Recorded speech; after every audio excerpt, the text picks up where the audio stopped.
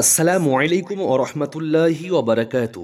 প্রিয় দিনী ইসলামিক ভাই ও বোনেরা, আশা করি অনেক ভালো আছেন। আজকের আমরা এমন একটি দোয়া সম্পর্কে আপনাদেরকে জানাবো।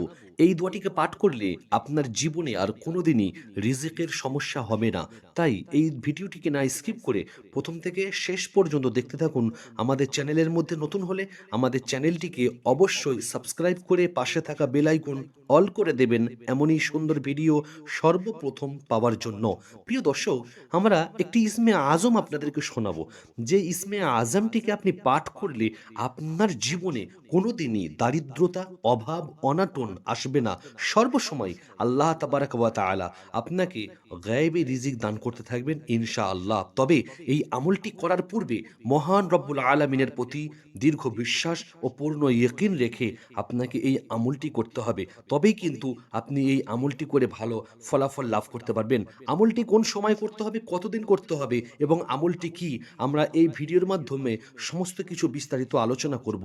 তাই অবশ্যই না স্কিপ করে ভিডিওটিকে আপনারা প্রথম থেকে খুব ভালো করে দেখতে থাকুন এবং শুনতে থাকুন। প্রিয় দর্শক, এই আমলটি একটি ইসমে আজমের আমল। এই আমলটিকে আপনি দিনের দুটো সময় পাঠ করবেন। খুব ভালো করে বুঝবেন। একটি সময় হলো সকালে নাস্তা করার পূর্বে, অর্থাৎ ব্রেকফাস্ট করার পূর্বে আপনি মুখ হাত পা ধুয়ে এসে আপনাকে সর্বপ্রথম এই দোয়াটিকে ১১ বার পাঠ করতে হবে। তারপরে আপনি যখন মাগরিবের নামাজ পড়বেন, অর্থাৎ সন্ধ্যাবেলায়, তখনও মাগরিবের নামাজের পরে আপনাকে এই দোয়াটিকে ১১ বার পাঠ করতে হবে।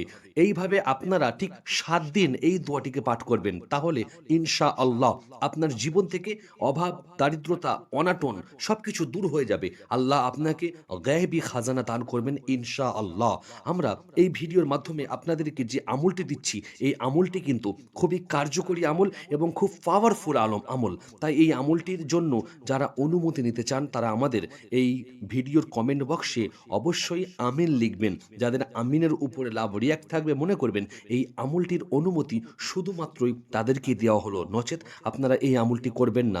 করলেও কোনো ভালো ফলাফল পাবেন না। কেননা প্রত্যেকটি জিনিসের একটি উস্তাদ থাকে। আমি আপনাদেরকে যে আমলটি দেব, সেই আমলের জন্য কিন্তু আমাকে কোনো পয়সা দিতে হয় না। শুধু একটু অনুমতি নেওয়ার প্রয়োজন পড়ে। তাই অবশ্যই আমলটি করার পূর্বে আমার কাছ থেকে একবার অনুমতি হলে আপনারা নিয়ে নেবেন। প্রিয় দর্শক, আসুন আমরা জেনে নিই যে দোয়াটি আপনাকে কোন সময় বা কিভাবে পাঠ করতে হবে। আমি প্রথমেই বললাম যে আপনারা সকালে ব্রেকফাস্টের আগে মুখ হাত পা ধুয়েই আপনাকে এই আমলটিকে ১১ বার পাঠ করতে হবে। আর মাগরিবের নামাজের পরে আপনাকে এই আমলটিকে ১১ বার পাঠ করতে হবে, শুধুমাত্র ৭ দিন। তাহলে আপনি দেখবেন ইনশাআল্লাহ আপনার জীবন থেকে সমস্ত অভাব, অনাটন, দারিদ্রতা দূর হয়ে গিয়েছে। আল্লাহ আপনাকে গায়েবী খাজানায় ভরে দিয়েছেন, যেটা আপনার কল্পনার বাইরে।